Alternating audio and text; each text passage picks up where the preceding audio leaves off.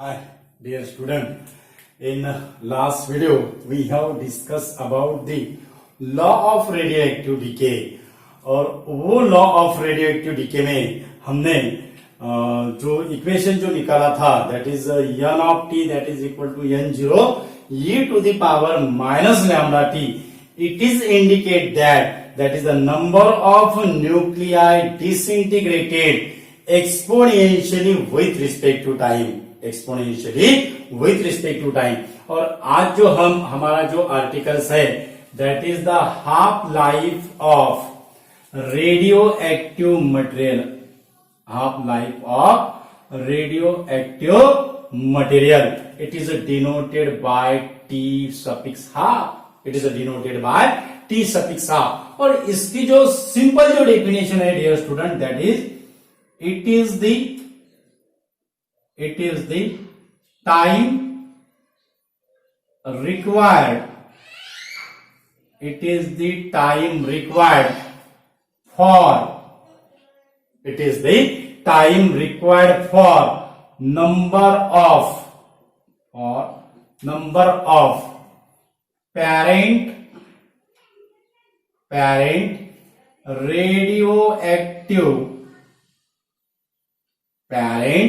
radioactive nuclei. It is the time required for number of parent radionuclei to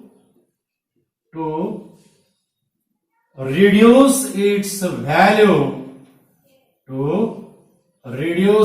value to half.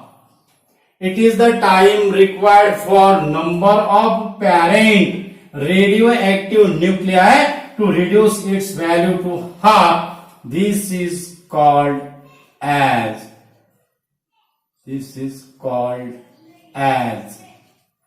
half life.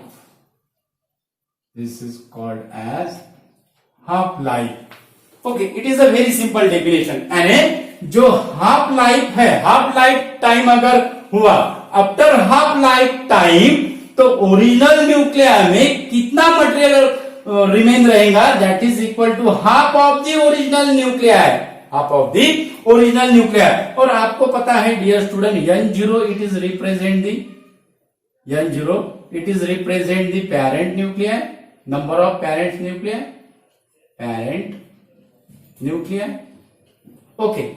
और N of T जो है N of T it is the decaying nuclei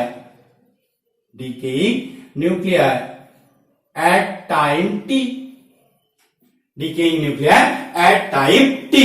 अब जो law of radioactive का जो equation है that is N of T that is equal to N zero E to the power minus lambda T.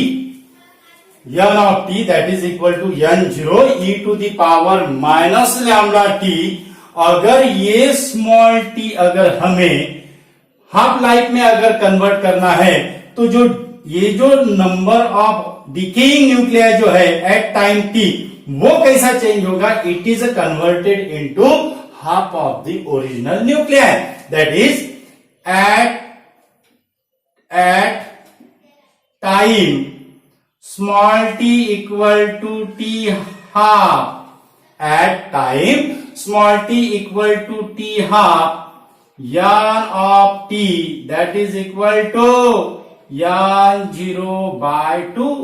that is equal to n0 by 2. so ये जो हमारा जो first जो इक्वेशन है इसे हम फर्स्ट इक्वेशन कहते हैं.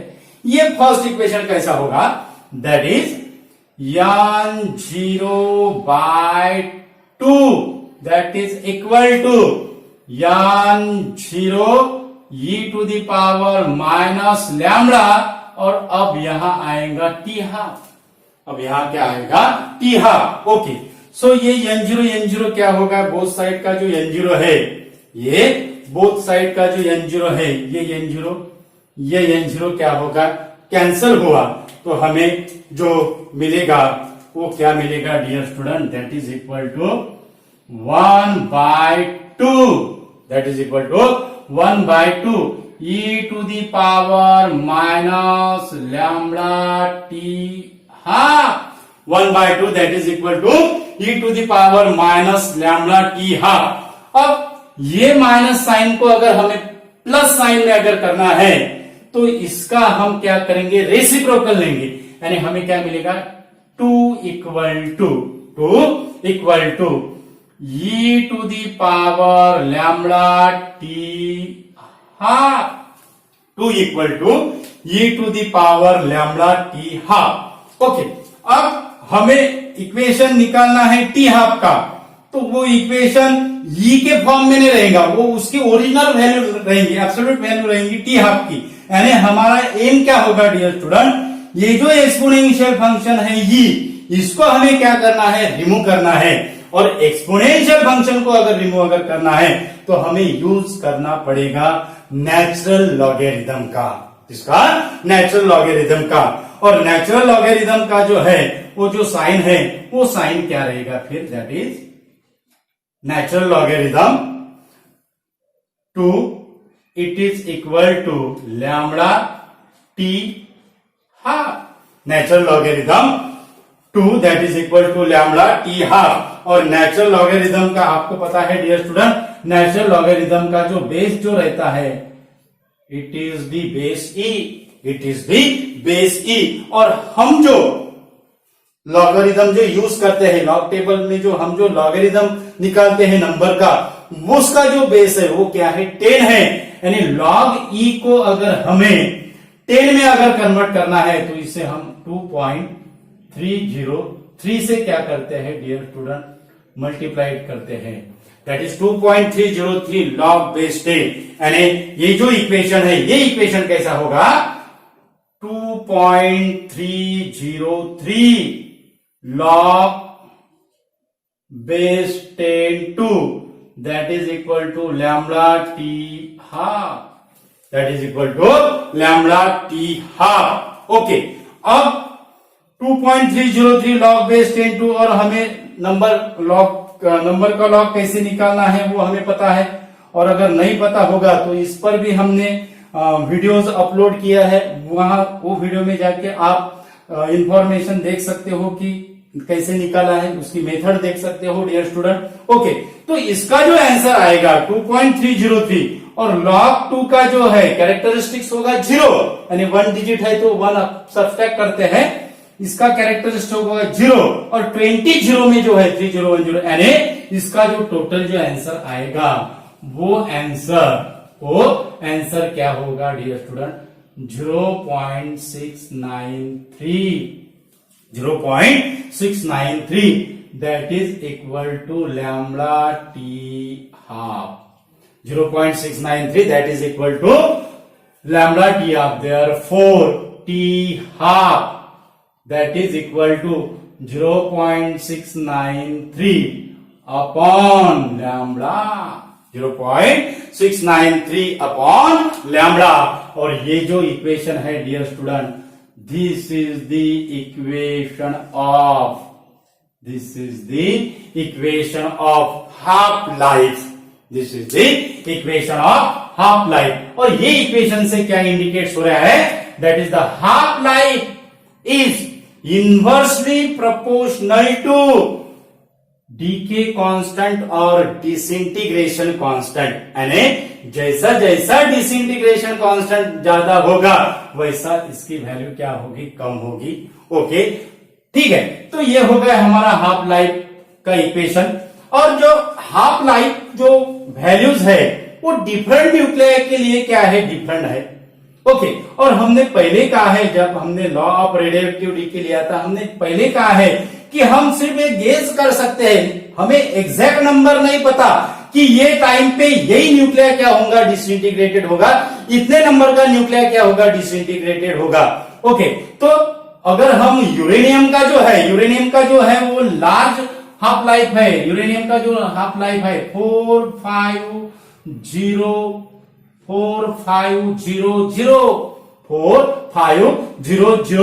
Million year.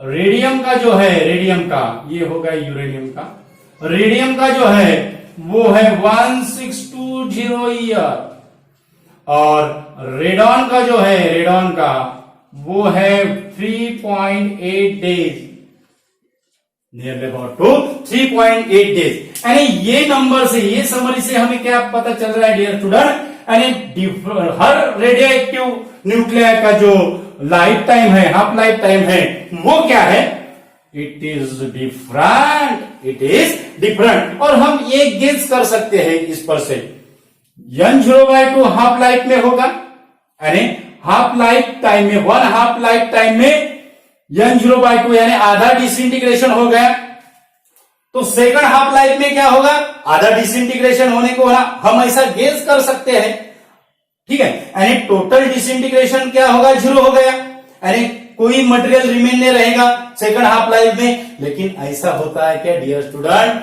नो, ऐसा नहीं होता। अगर हम सेकंड हाफ लाइफ अगर करते हैं उसमें, तो हमें क्या मिलेगा, this factor is reduce to half. ये जो n0/2 है, ये n0/2 क्या होगा, हाफ से क्या होगा, रिड्यूस होगा। यानी सेकंड हाफ लाइफ में, सेकंड हाफ लाइफ में कितना होगा, 1/2 into n0/2, that is the n0/4। Third में कितना होगा dear student, third half life में, that is 1/2 into n0/4, that is equal to n0/8। और n हाफ लाइव्स में कितना होगा, that is equal to n0 2 to the power n, n0 2 to the power n। यानी ये होगा हमारा general number of disintegration निकालने का फॉर्मूला। अगर फोर्थ में अगर कहा, फोर्थ हाफ लाइफ में कितना नंबर ऑफ डिसइंटीग्रेशन होगा ओरिजिनल एटम से, that is n0 2 to the power 4 यानी 16, n0/16। ओके, तो ये होगा डियर स्टूडेंट हाफ लाइफ का। और हाफ लाइफ की वैल्यू जो है वो क्या है, हर मटेरियल के लिए क्या रहती है, डिफरेंट रहती है। तो इसके लिए हम एक अलग टर्म क्या करते हैं, यूज करते हैं, और वो जो अलग टर्म है उसका जो नाम है वो है एवरेज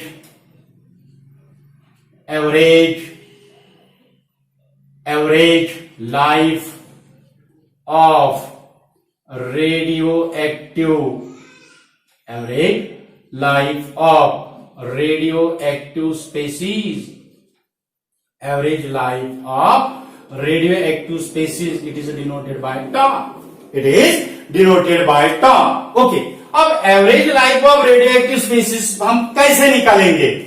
ओके, तो हमें पता है dear student, in the time interval t to t plus dt, in the time interval, हमने पहले लॉ ऑफ रेडियोएक्टिविटी में स्टार्ट में कहा है कि it is decreases with respect to time, exponentially decreases with respect to time.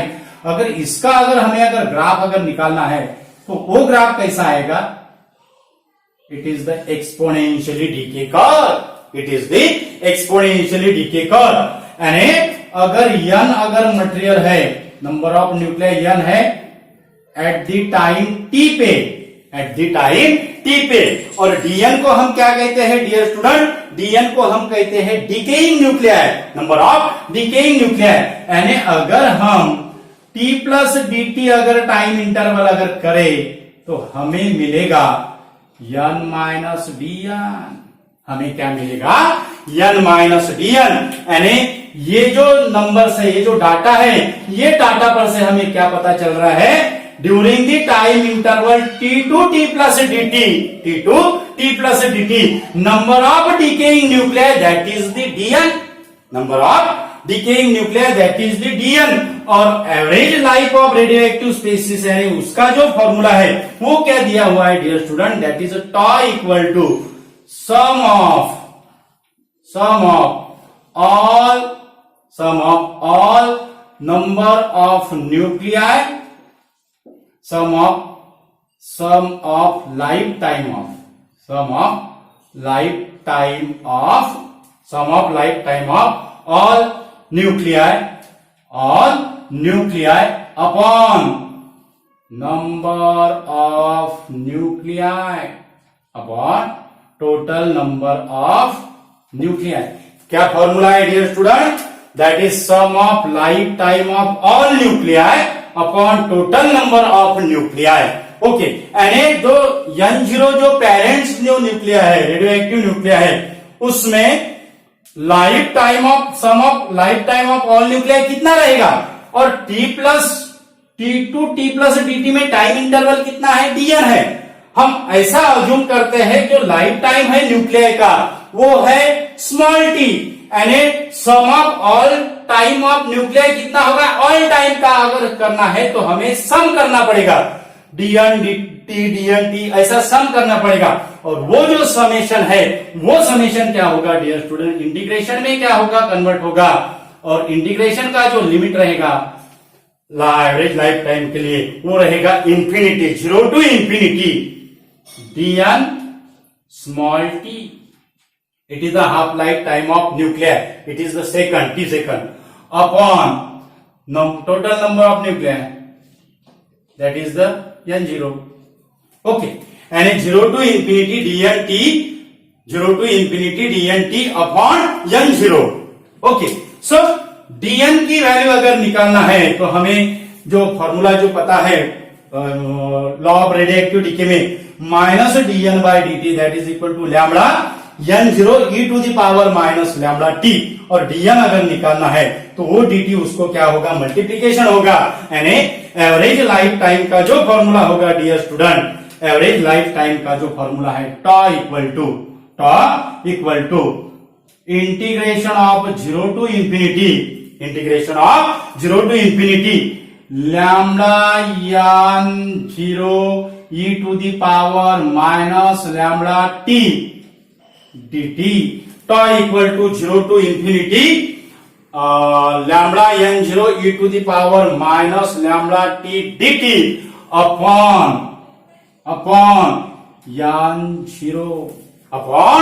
N0। Okay, तो ये क्या होगा डियर स्टूडेंट, यहां से लैम्बडा N0 क्या निकलेगा, it is taken outside the integral. Okay, तो हमें क्या मिलेगा, लैम्बडा N0 अपॉन N0 क्या होगा, कैंसिल होगा, तो हमें क्या मिलेगा, tau equal to lambda integration of 0 to infinity, lambda integration of 0 to infinity e to the power minus lambda t dt, lambda 0 to infinity e to the power minus lambda t dt, और mathematical इसका जो value है dear student वो आएगा 1 by lambda, यानी tau equal to 1 by lambda average life time और average life of radioactive nuclei, average life of radioactive nuclei और species, it is also inversely proportional to disintegration constant, it is also inversely proportional to disintegration constant. अब ये होगा average life time, ये होगा half life time. अब average life time का और half life time का क्या रिलेशन रहेगा डियर स्टूडेंट, वो निकालेंगे हम। एवरेज लाइफ का और हाफ लाइफ का क्या रिलेशन रहेगा वो हम निकालेंगे। From this two equation we write that is t half that is equal to 0.693 ये अलग है डियर स्टूडेंट, 0.693 इंटू लैम्बडा हम ऐसे लिखते हैं 1 बाय लैम्बडा, तो क्या मिलेगा, t half that is equal to 0.693 और ये जो 1 बाय लैम्बडा है ये 1 by lambda it is indicated tau, means this 1 by lambda is replaced by tau, this 1 by lambda is replaced by tau. This is the relation between average life and half life. This is the relation between average life and half life. यानी हम कैसे लिख सकते हैं इसको, half life